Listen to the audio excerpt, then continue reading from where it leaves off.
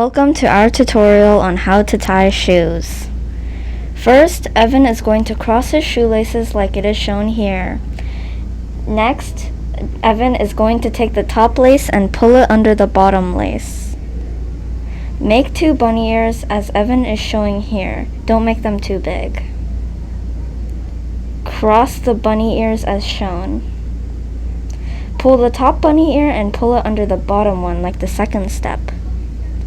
Pull very gently like it is shown here. And that's how you tie your shoes. Thanks for watching.